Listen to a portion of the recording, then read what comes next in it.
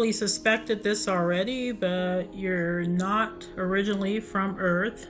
Okay, so uh, you knew that, yeah, yeah. You're not originally from Earth, so now I am getting star system of origin for you, and you are a starseed. So like Victoria, I think, yeah, I can't remember what Victoria was. I have to look back on my notes, but with you, I'm getting definitely Pleiades. So the Pleiades has a cluster of stars.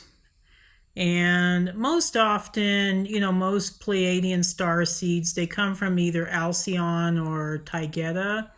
I'm not getting either one of those two for you. I'm getting actually Merope.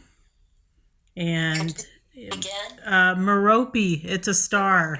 Okay, so it's a star in the Pleiades cluster. I think it was named after one of the daughters of Atlas. So, yeah, all the stars were named after daughters of Atlas, with the exception of, I think, Atlas and Pleione, which I think Pleione was Atlas's counterpart and the mother of the Pleiadian sisters. So the Pleiades is a pretty big star system. It's about eight, at least, I would say 8 light years long. I mean, it's pretty massive, So, and this is all within, and it's just one star cluster in the constellation of Taurus. So it's a pretty big, system. A lot of people think of Pleiadians as being kind of Nordic looking with tall, very blonde, but not all the Pleiadians looked like that. The Pleiadians were, actually quite varied in their appearance.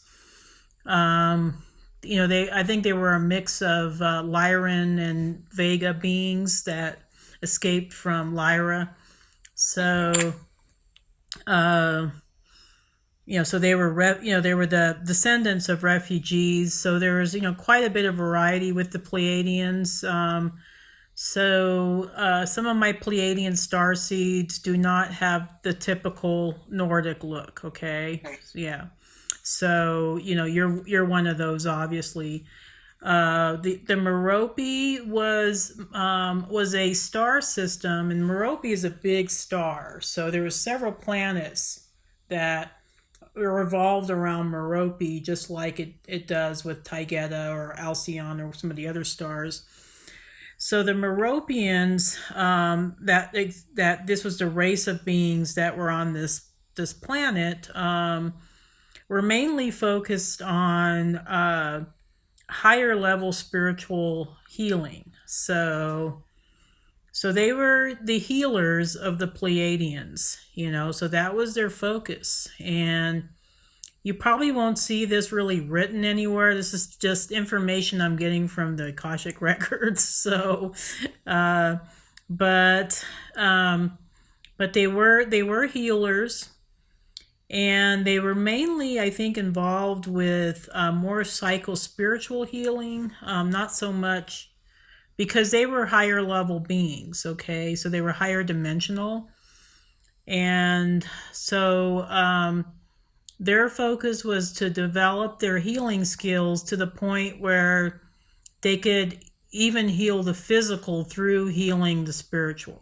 Okay, so no, I don't know if you're a healer in this lifetime or not, but I just keep hearing. Okay. I am, actually. Oh, okay. Well, that fits then. And my work is very spiritual. Yeah. I'm a reader, actually, like you. Okay, And, wonderful. Okay. and I do a lot of healing through that reading.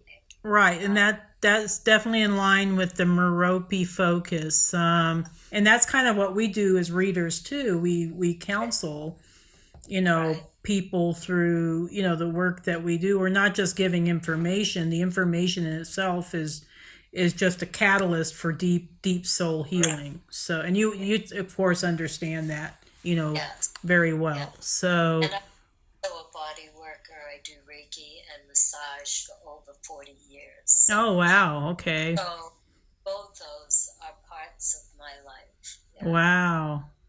So you have like a very full spiritual toolkit. I think so. Yeah, you have quite the toolkit to help you help others. So that's wonderful. I'm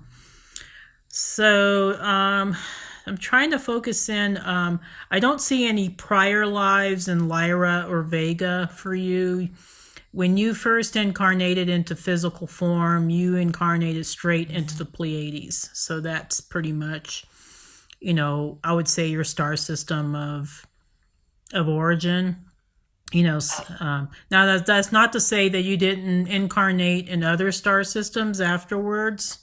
That's fairly common with a lot of star seeds. So, we do tend to travel, but and you're saying there were no previous born previous lives, or you were in etheric form. You were, obviously an individual soul, and you were in etheric form. You were in light body form, but your very first physical incarnation was in the Pleiades. Okay. Yes, yeah. So your physicality is associated with Pleiadian energy. But as a soul, you're obviously very, very ancient. Okay, so you've been around for quite a long time, but before you decided to incarnate into the Pleiades, you're most likely part of a group consciousness or a soul family that was, broken off from, say, a large oversoul, what they call like a galactic, oversoul. So, but you were part of that oversoul that decided to, I think, break off and decided to become, have new experiences in the Pleiadian star system. Okay, so I hope that makes sense. I know it's kind of like a big concept, but but your first physical incarnation was in the Pleiades and specifically in Merope. So these Meropians, they pretty much kept to themselves. They weren't like the big space explorers like some of the other Pleiadian groups were. So they they were, I think, more of an introverted race. They didn't, and it wasn't that they weren't loving and caring. They were very compassionate, but they weren't going to go out, seeking new adventures in other star systems. They were mainly focused. That sounds just like me now. Yeah, they're just kind of like, we're going to stay where we're at. We're going to hone our skills. And actually, I think there was other Pleiadian groups that would go to them for healing. So they would travel to Merope for healing rather than the Meropians traveling to other locations. So they pretty much kept to themselves. They were, I guess, kind of an introverted, very reserved race. They weren't, super involved with, the ongoing Pleiadian colonization projects in, on Earth or in other star systems. Okay, so they kind of just did their own thing. So you've incarnated several lifetimes in Merope. That's what I'm seeing kind of over and over again with a lot of, because, initially you were a new soul, or you weren't a new soul, but you were a new, physical being. And, there were certain aspects of things you wanted to learn and, certain lessons you wanted to experience. So you had several incarnations, in the same star system for quite a few lifetimes, off-world lifetimes. This is long before you ever decided to come to Earth. Okay, so getting back to Merope, you were there for quite a few lifetimes, and I think your soul just got to the point where it did everything it could do, and you didn't really have a desire, I think, to incarnate into other Pleiadian star systems, because I don't know, it just didn't hold the interest for you. You weren't exactly interested in becoming, a Galactic Federation member, or doing, working with starships and things like that. You just wanted to do your healing work. So when it came time for, I think, the next phase of your evolution, you in between lives, you and your guides, all met, and I'm seeing that they were giving you several options of where you can continue your spiritual evolution. And I think, okay, all right. Yeah, that makes sense. Okay. You wanted to learn more about physical healing. So they said the perfect place for that is the star system of Sirius. And you're like, okay, that's where I'm going to incarnate onto next. So you decided to incarnate on Sirius, which is actually a binary star system that's located in the constellation of Canis Major. Okay, so that's the big dog. It's the dog that's really close to Orion. If you see the constellation of Orion and you look across and you see this beautiful bright blue star, that's Sirius. So it's a beautiful star, actually, and it's the brightest star in our night sky. So you were, I think, enchanted by the blue stars. So you decided to incarnate there as a Sirian. And Sirians are actually pretty humanoid looking themselves. They too were Lyran, descendants of Lyran refugees. They did have a slightly different look about them. They weren't quite as tall as the Pleiadians. They're a little more sturdy body type. They have kind of a light blue skin tone, so they have humanoid features, but I think because the environment, the planets around in the Pleiades are very similar to Earth. But when you got to Sirius, they were very watery planets, and in the composition of their environment was different. So they had a lot of aquatic beings that lived on Sirius. There were humanoids too, but they were always very closely related to water. They wanted to be. As a matter of fact, a lot of Sirians tend to, I think, want to live near water or someplace where there's close to water. Okay. Yeah. So you being in Vermont, that would fit. So. Yeah. Well, not close enough, I feel. Yeah. I hear you. With you, a very serious healer. That was your soul mission. It's always been your soul mission. But you wanted to expand on your healing gifts, and you knew that a lot of these beings that were, coming to you in Merope for help were lower dimensional beings that had carbon-based bodies. And you felt like the spiritual healing just wasn't enough. So in Sirius, you decided to attend the Sirian mystery schools. Now, Sirius was the seat of all the knowledge in the universe, whether it involved universal law, high levels, spiritual concepts, everything you ever wanted to know about every healing modality there is in the universe. Was all this knowledge was brought together and housed in the Sirian mystery schools. So at that point, you were just like, yes, this is the perfect place for me to incarnate into, because I can learn. And guess what the Sirians are masters of, okay? Body work, crystal healing, sound frequency healing.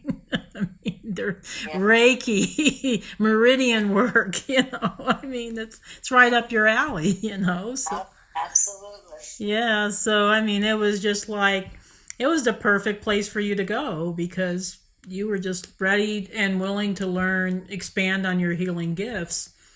And also, a unique thing about Sirius is most of your ascended masters originated from Sirius. Because you were in kind of the healing curriculum, you probably worked most closely with Hilarion, who is one of the ascended masters, and he's the one that I think primarily deals with higher level healing. So his name is Hilarion. So I don't know if you know who he is, No. but he Is he is.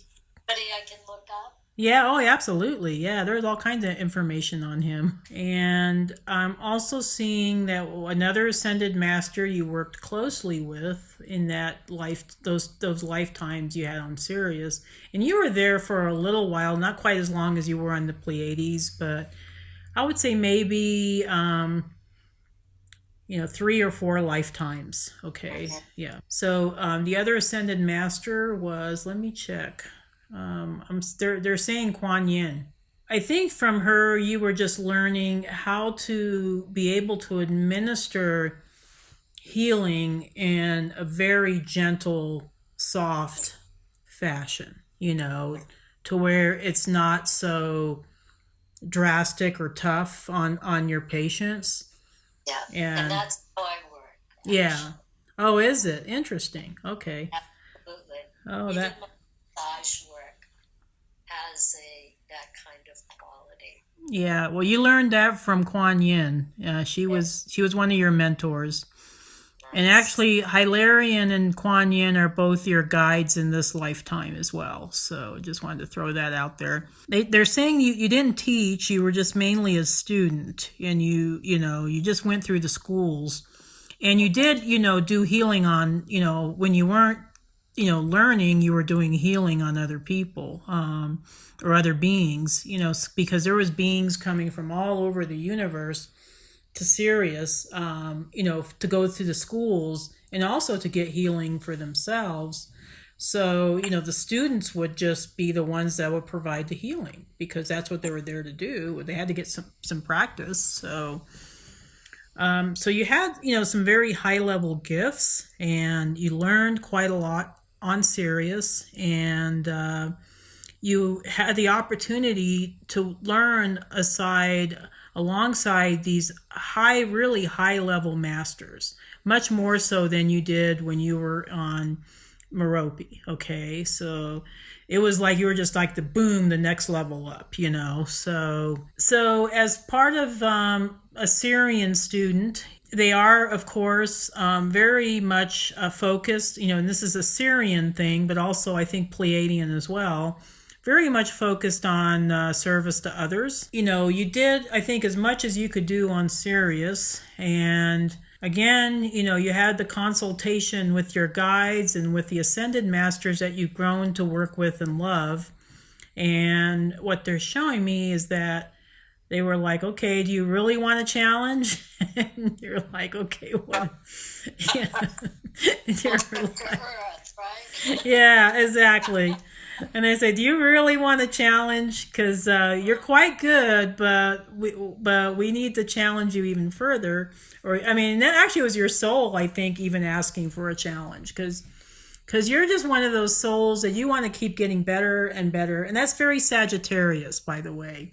Sagittarians are all about higher learning. Okay, they're never and they're always blazing new trails. So I don't use astrology that much in readings unless it kind of applies to what the information that's being given. And I see that you are a Sagittarius, and oh, that's interesting. Wow, the gal that's a psychologist is also a Sagittarius. My Wow. sun, moon, and Venus are in Sag. Wow. So you're like Taurus rising, which made sense also. Didn't you say Pleiades is in Taurus. Exactly. Taurus, yeah. So you're a Taurus rising, but you have your moon. Sun, moon, and Venus all in Wow. Wow, that's amazing. That is just amazing. I love. Seven, eight houses. Yeah. Wow. So all in the eighth house, you said? My moon is right on the cusp of seven and eight, and my sun and Venus are in the eighth. Oh, wow, interesting. Okay, that is so eighth house, that's mostly to deal with Healing, healing, healing. psychological healing, Yeah. birth and death. Mhm. Yeah. Oh yeah. Yeah, that would fit. Okay.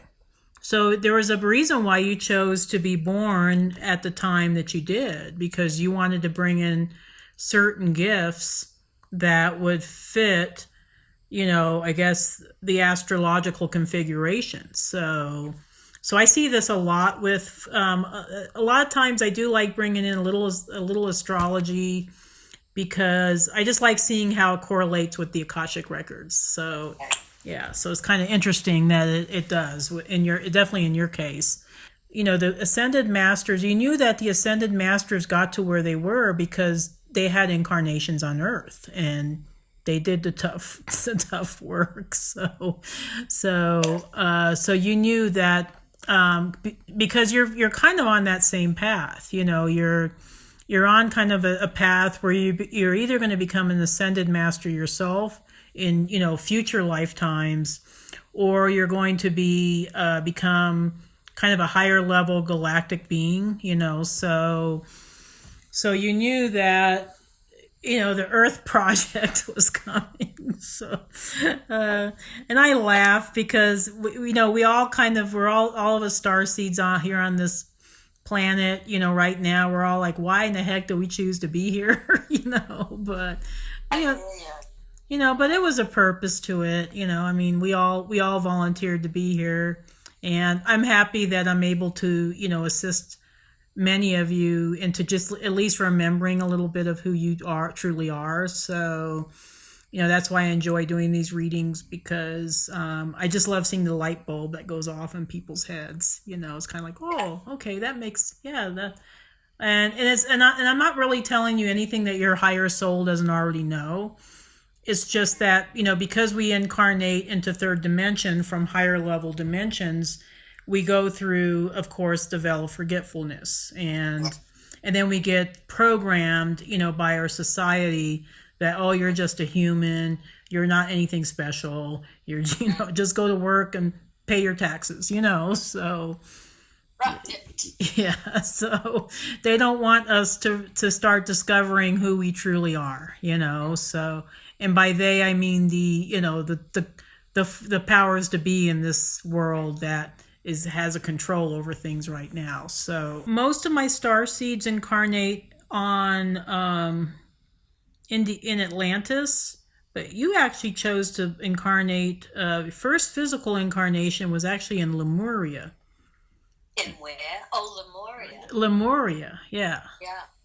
Yeah. Okay. So, and it was because they had more of a spiritual orientation.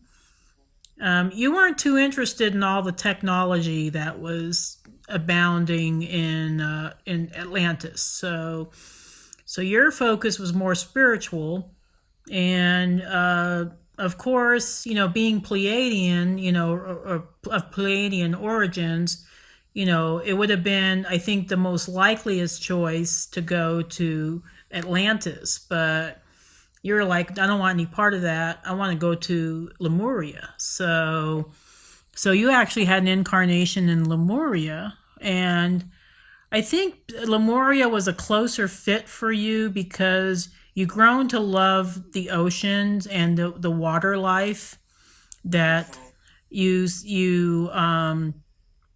had when you were in Sirius, and you wanted to go someplace where they still honored that type of very simple lifestyle. It was Lemurians are much simpler in their lifestyle than the Atlanteans. The Atlanteans were extremely sophisticated, and that wasn't your interest. Okay, so yeah. Yeah, so you were just like, I just want to be on the beach, be able to hop from island to island, maybe, so. And I'm seeing in that life you were a healer as well. As a matter of fact, I think in most of your Earth lives, you were either kind of a spiritual monk of some sort, or you were in some sort of spiritual form, type of work, or you were, and this is common with people with your type of soul signature. I have some star seeds that are extremely technological. They just want to do high level technology work. That's not you. You're more of a healer teacher. So your signature is very different. And so you specifically chose lives that where you could honor that path that you, not to say you didn't have hard lives on earth, because you did, but it was that you wanted to honor your soul essence. And sometimes I have some star seeds that choose something totally different from their soul essence, and they're miserable in that lifetime because they're not honoring, they're like, oh, I want to try something different, I'm sick of doing this, and then they try it and they're like, oh, this isn't really a good match, so and I have some that are like that in this lifetime too. So, yes, yeah. So, and that's probably a lot of the work you do too, is getting people back on track with their true mission and their true path. Who they are as a soul. Their authentic selves. So what kind of readings do you do? Do you do intuitive type or? Yeah, well, I'm a seer, so I Okay. definitely I read the energy, and what I find is that I'm mostly reflecting back what they already know. Yeah. Just Yeah, just like Akashic readings. Yeah. yes, Yeah. right. And so I don't do like record reading at Mm-hmm. all. I'm more right in the present. But my readings aren't about you should do this, you should do that. It's more about revealing Mm-hmm. the higher knowing. Yeah, And absolutely. Yeah. So you're kind of doing higher level spiritual coaching, and exactly. yeah, yeah. And then Okay. I do healings also, clearing people's energies out of their space, removing some old stories that Mm-hmm. might that kind of thing. So, Okay. Yeah, sounds good. Yeah, sounds like you're very gifted, and obviously your practice is going well. So yeah. So I you mean, it could be busier, but I'm not like I don't go there. I just let the universe bring me who needs to be part of that energy. Yeah, I do the same thing. I don't do a lot of extensive advertising. I Yeah, mean, yeah, I figure that the people who resonate with me and want to connect with me will find me, and I mean I've been steadily busy for months now. I think for the last 6 months, and it's all word of mouth. all, yeah, pretty much all word of mouth. Yeah, it's been mostly word of mouth.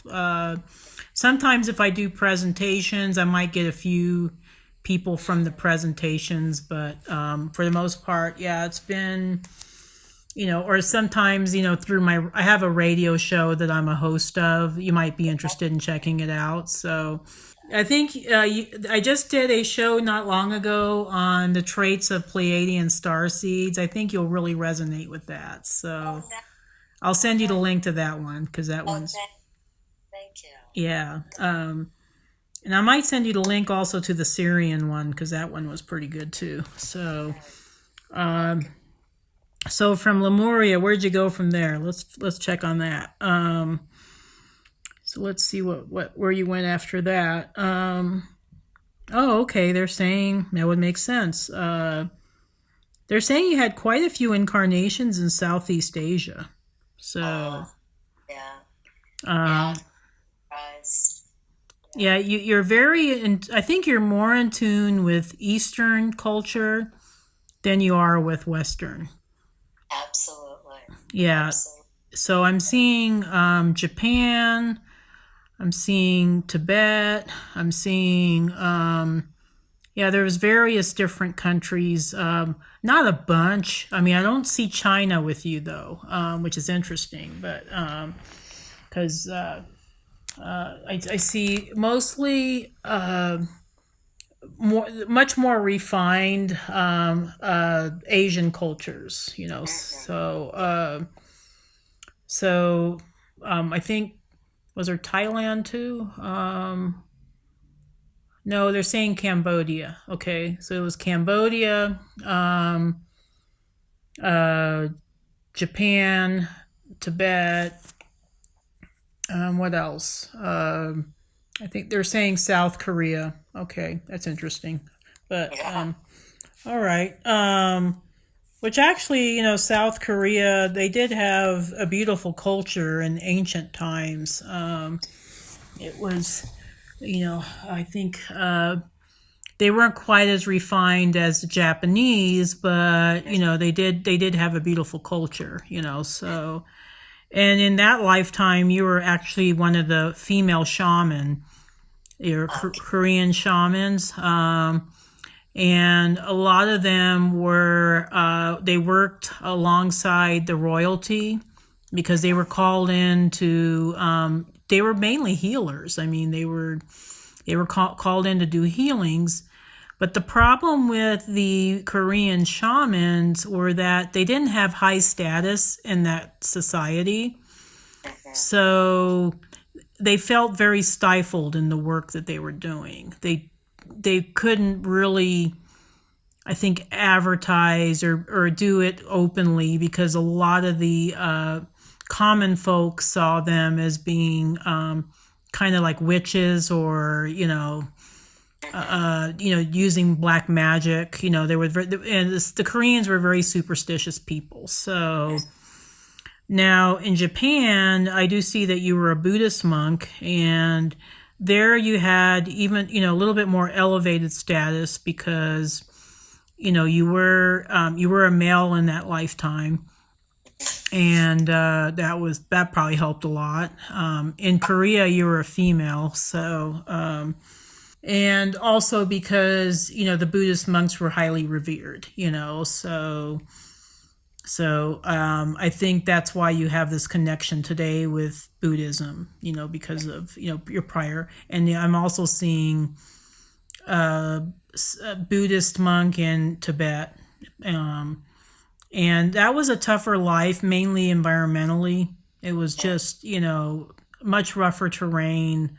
I'm seeing you having to travel to different villages by foot, and it was during the dead of winter, and it was hard, and yeah, it was not an easy life, but you were devoted to I think being of service to others, so you did what you had to do. So that's what you did there. In Cambodia, I'm not sure what you were doing there. Let me check in on that. Oh, okay. Very simple life. Just you're a rice farmer. Okay. All right. I guess you needed a break. I don't know. So yeah, I just see you out in a rice paddy, and and you were male in that lifetime too, and as a matter of fact, in quite a few of your Earth lives, you were male. I think you had a few female lives, but not that many. It's almost like your soul has kind of an androgynous quality to it. Like it could go either way. You have a very well. You're a Sagittarius, so you have a very strong masculine, Right. forward, positive, energy about you. But then you have the Taurus rising, so that's where the female comes in. Um, so you had, I think a few incarnations. Mostly they say Southeast Asia. I don't see like any Egyptian or any like Mediterranean type lives. Now I do see an incarnation in Europe, but let me check in on that. Okay, they're saying kind of France, Germany area. Okay, so I don't know what you were doing there. Let me check in on that. I think you were a doctor and you were also male. You chose male lives, but I think mainly because it was easier for you to do what you wanted to do. Yeah, makes sense. Yeah, so otherwise, if you were female, they would call you a witch, like they did in Korea. You learned from that Korean experience. You were like, no, no, I'm not going to go through that again. So I think it was just, easier to incarnate as male and until I think the society and civilization caught up, so to where it's at right now where women have more choices. So yeah, I'm seeing France and France, kind of French, but kind of like in the French Germany border. And I'm seeing you were a doctor and you went to university for a long time. Just they had, I think, really great universities in Europe just very renowned. Especially I think you went to university in Germany, and then from there you went back to your hometown in it was in southern France, and you decided to set up a practice, and it was mostly physical healing, but back in those times you were able to use different modalities, so you were doing a lot of energy work, just you couldn't call it that because the church would frown on it, but you did do you kind of snuck in some other things that were maybe not quite as accepted, but in that lifetime, you were, fairly well to do. You had, I think, a summer home in the French Riviera. And this was probably around the kind of the Renaissance period or maybe early Renaissance. So it was, maybe 1600s, 1500s, 1600s. So kind of an earlier lifetime. And then from there, you had an incarnation. Let's see. They're saying kind of the area where you're at now, but it was kind of maybe north of you in Canada. And you were, I think, French Canadian, kind of a settler. This was in the late 1700s. Okay, so you were, I don't know, they're not really giving me a clear picture of what you were doing. Let me see. I think you were just kind of a colonist that came over and you wanted to experience a different continent, but you chose Canada instead of the United States. Okay, and you were European, of European descent anyway. They're saying, French, kind of French Canadian maybe. But then after that, you had a Native American life. Okay, so again, it was in kind of the northern, kind of northeastern area of the United States. I don't know what Indian tribes are prevalent there. Maybe the Mohicans. I don't know. I'm not really familiar with the tribes from that area, but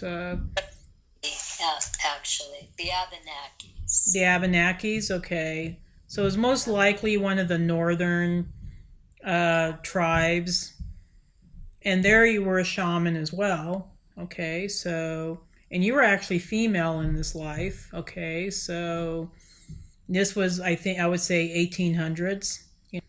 And I think that was a life that you had before this lifetime. So you didn't have like a whole, I mean, like a lot of people think that, oh, if you're incarnated on Earth, you have like hundreds of lifetimes on Earth. I don't think that's true for those of us that came elsewhere. We tend to pick and choose the lifetimes that we want to experience to get, and I think that's part of the soul contract that we set, before we come to Earth.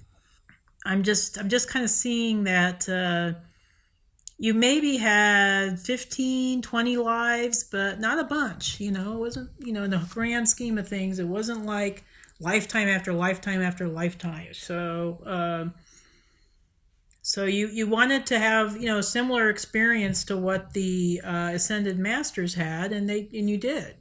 So now the good news is because of you're a first wave star seed.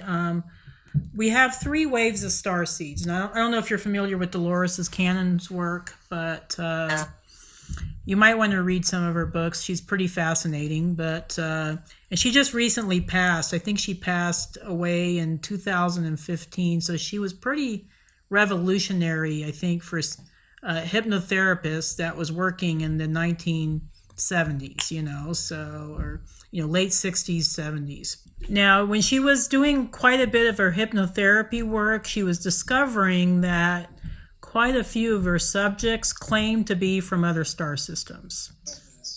And so then she started categorizing them into different age groups. And you and I would be considered first wave star seeds. Those are the star seeds that came in right after World War II. That's in the late 40s on through the late 60s. So first waivers tend to be higher dimensional souls. So they tend to be more experienced because we were the ones that had to come in and bust the old systems. Okay, so we had to be especially strong. So we're the spiritual warriors. We're just here to bust down the doors. Of ignorance. Because there was a lot of ignorance. There still is actually, but it's changing. It is changing. So because you're first wave, and you're early first wave at that, you're 1950. So I think most of the star seeds started coming in around 1947. So you're fairly early. So I'm looking in the records. They're saying this is your last life on Earth. So yeah. Yes. I knew you wouldn't be disappointed. So yeah, you get to go home. Yeah. And I'm seeing that you have a choice. It's either Sirius or the Pleiades. I think you might choose maybe Sirius at first, kind of, go the way you came. So I think you might go back to Sirius. And I'm not seeing that you're going to stick around for New Earth. You're pretty much, you've paid your dues, okay? You've done what you've came here to do, especially in this lifetime. What your guides are telling me is that you have done a lot of spiritual work in this lifetime. You've walked your path, and you have been greatly utilizing the gifts that have been given to you, that you've brought with you as a higher galactic being incarnating onto Earth. And so, they're very pleased, with the work that you've done, and that they don't see any need for you to stay any longer. So after this lifetime, I think you'll have a choice between Sirius or the Pleiades. We're talking about future time. You're a free will being, so you could choose whatever one you want. There's not one above the other. So it's just a matter, I think, of what you and your guides decide is you're going to be your next project, or what you're going to end up, doing beyond here. I have a feeling you might want to do more training with the Ascended Masters, but we'll see. Working with them now, actually. You're very closely aligned with the Ascended Masters. I think more so with them than with angelics, even though I think you do work with angelics as well. I think you admire the Ascended Masters more because they were actually human at one time. So they had the third dimensional incarnations, and they they went through the tough stuff, whereas some of your angelic beings have never been human. I think the only one that has is maybe Metatron. The other ones have never had human incarnations. If they did, then I don't think they're really angelics. So I think you admire the tougher path of the ascended masters. Okay. So I've been talking for a while. Did you have any questions for me? It's so funny because all my questions are Earth related. Oh wow. Okay. No, that's cool. We can work on those too. Yeah. I mean, it's like I'm looking at them and I'm going, does it really matter? But I think there are a couple. And, it's always hard to do your own work when you have, at least for me, to look at yourself. I can read other people, but reading myself is a lot harder. So there are two that really stand out for me. The first one is I have a lot of fears around traveling. And it's like I've never flown in my life because I can't imagine getting on a plane and being in this tin thing. I mean, I would rather disappear and have my cells travel to, teleport. Yeah. To go this thing, I can't bring myself to do it. And I know, and I've had in the past panic attacks and some trauma in this physical life. And I keep saying, it's like I've done a lot of work around it, but I'm still kind of stuck. And so I'm wondering if there's anything that you see that could maybe shift that feeling inside of me. Oh, absolutely. I deal with phobias a lot. You're not the first person to ask me about phobias. I deal with that question a lot. Some of the fears of traveling is a fear of heights, and that came from your Tibetan life. Traveling was very hard. It was strenuous. It took a long time. You were in very high places, very scary places. So just the thought of being in an airplane where it's really high and where there's no support is terrifying, because it's bringing back those old soul memories of, the treacherous, traveling you had to do. And some of those, like, I don't know, they were, some of those bridges they were, walking on through like the mountains and stuff, they weren't very sturdy, you know what I'm saying? So, and some of their paths were really narrow, so I think some of your old soul memories are kicking in. Now, I could clear that for you if you want, and I think that's basically where they're coming from, is that Tibetan life, and then trying to see if there was anything, other correlations from any off-world lives. Well, I think just in Merope, you didn't travel that much. Right. Yeah. Right. Yeah, when you said, I thought, oh my God, that's so me now. Yeah, you didn't you didn't want to travel. You had no desire to travel. Unlike, other Pleiadian, groups, that did travel quite a lot. I think you just had this inherent feeling of traveling is kind of a scary thing. It's not something that I'm used to as a soul, even though in between lives you traveled quite a lot. You went from one star system to another, but airplane. Yeah, but it's not on an airplane. Yeah. Right. So they're saying here that kind of I think it's more of an experienced trauma thing, and I think let me see if there's any master programs with this. So I think it's just, they're saying conscious control. It's when you have a conscious fear of losing control. It's just a program that you picked up, and it was mainly from, the life here on Earth from Tibet, and then the life in Merope. So it's just and they say it's, past life. It's all past life. It's not something that occurred in this lifetime. So So what I can do is I will.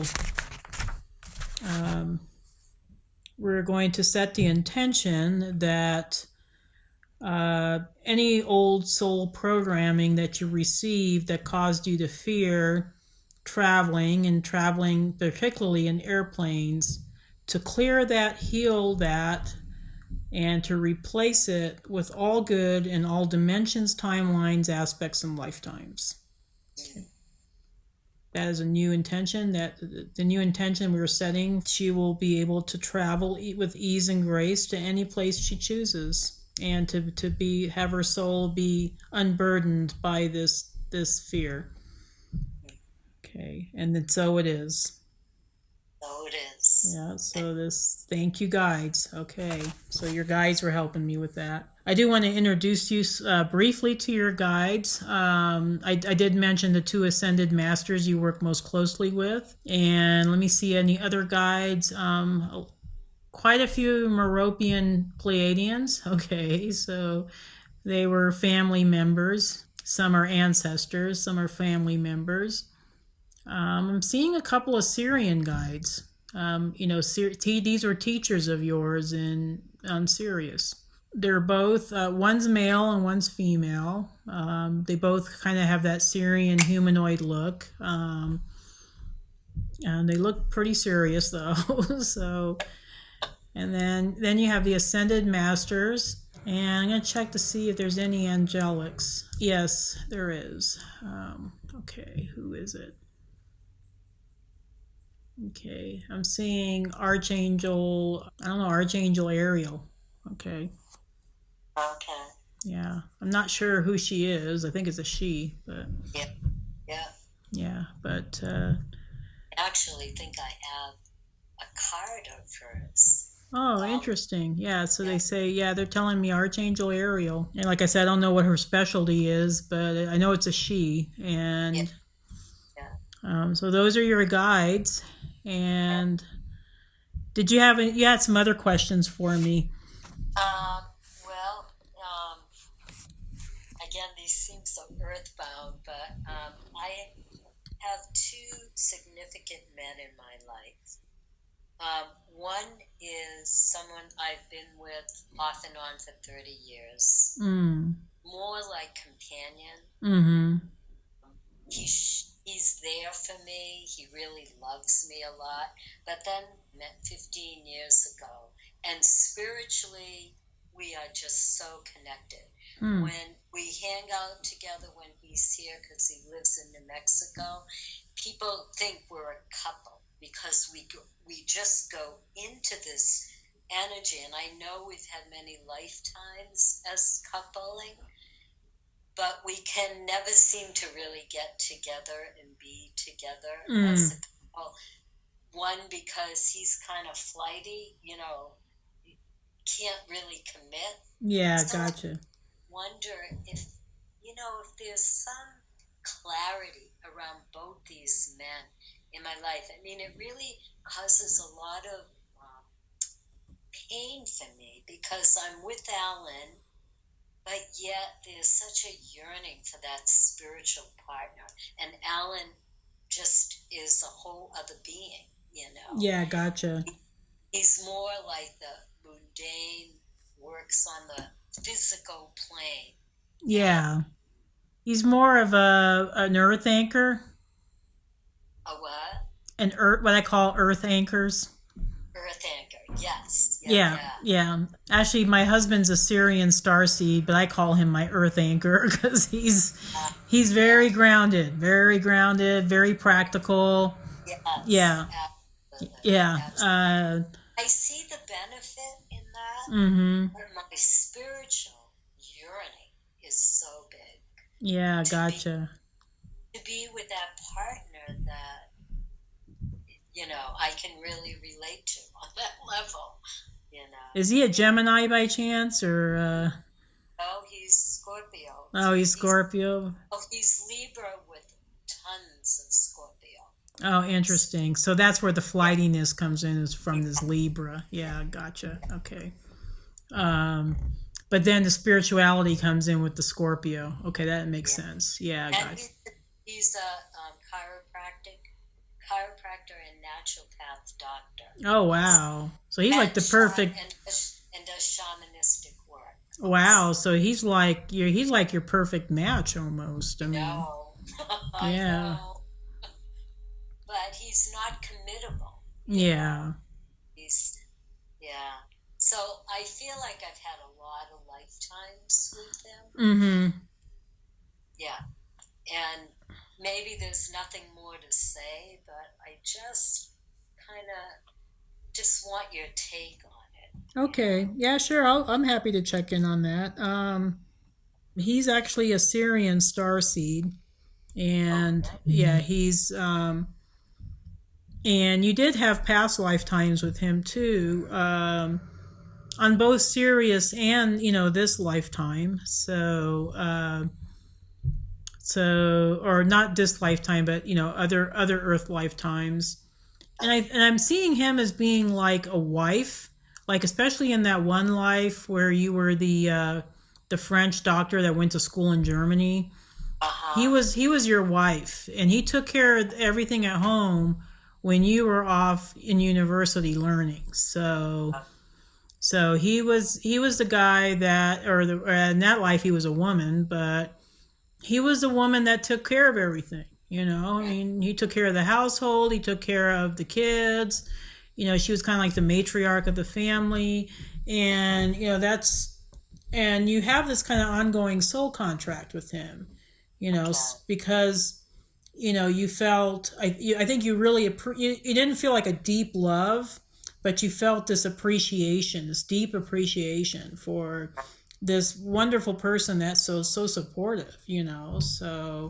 And I do see a prior lifetime on Sirius. I think he was a he in that lifetime, and you were a she.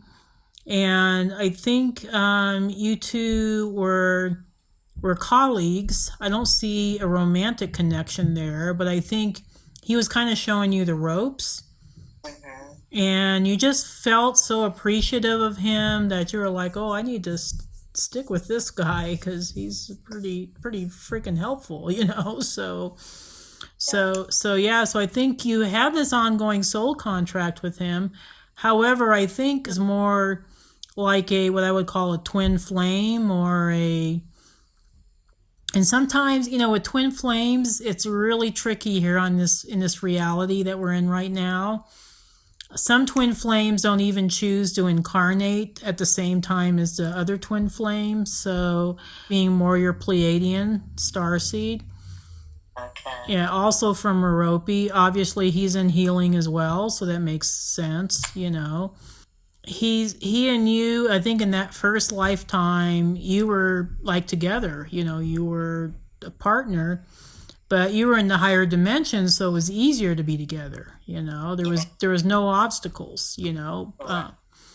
But when you come to Earth, and there's all these other complications and obstacles that we all have to deal with these relationships, it gets a little more difficult. And the reason why he doesn't like to be tied down is because I think in prior lifetimes he had some arranged marriages where it didn't quite work out well for him. Uh-huh. Yeah, so he's struggling with commitment in this lifetime because he doesn't want to be tied down.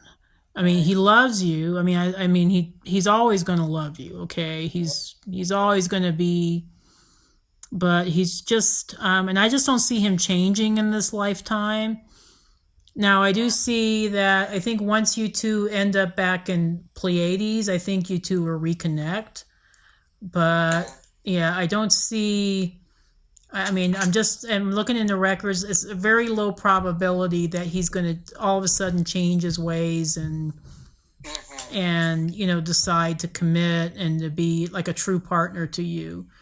So I Mm-hmm. guess the choice of yours is, the choice I'm seeing right now is, do you stick it out with Alan even though he's not quite as exciting? you Mm-hmm. know So true. yeah, or do you just stay alone and maybe see both men, but appreciate each one for what they have, and or do you, I guess, decide to, have whatever you can have with Vince, and, just go with that, so, and, or just be alone, there's always that choice too, but nobody wants to be alone in this lifetime. I mean, Earth life is hard enough without having to deal with being alone in Earth life. So, so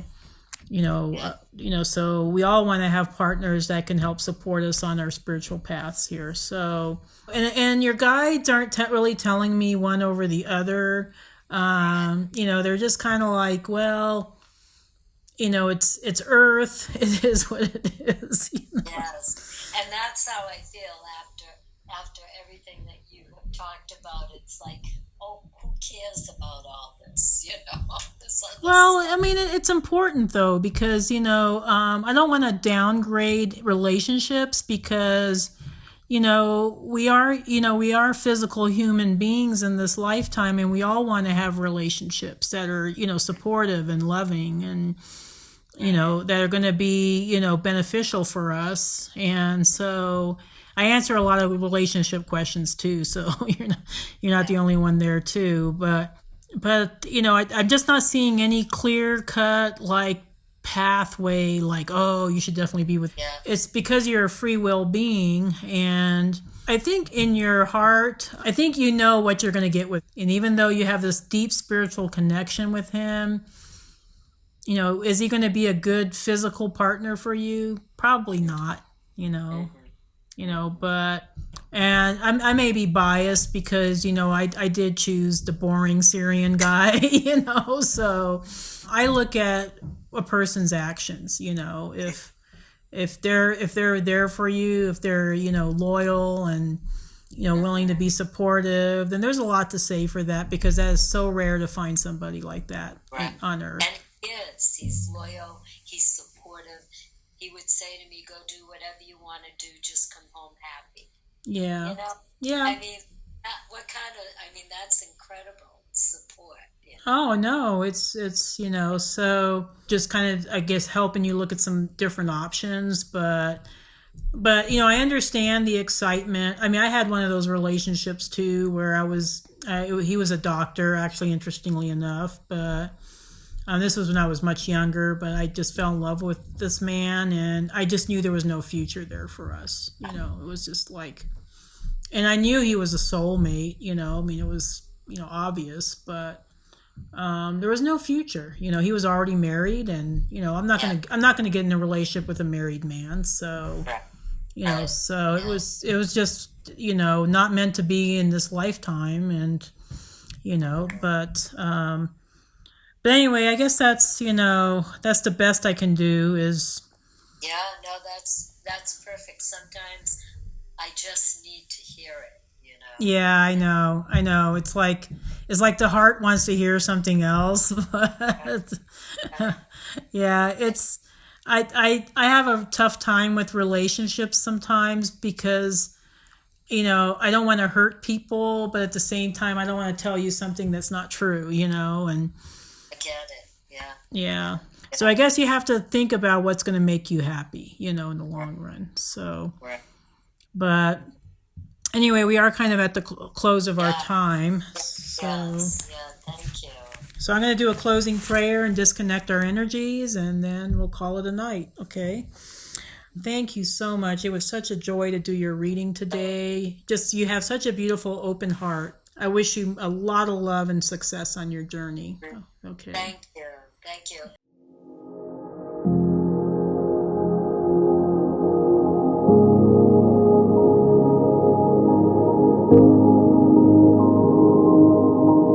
Thank you.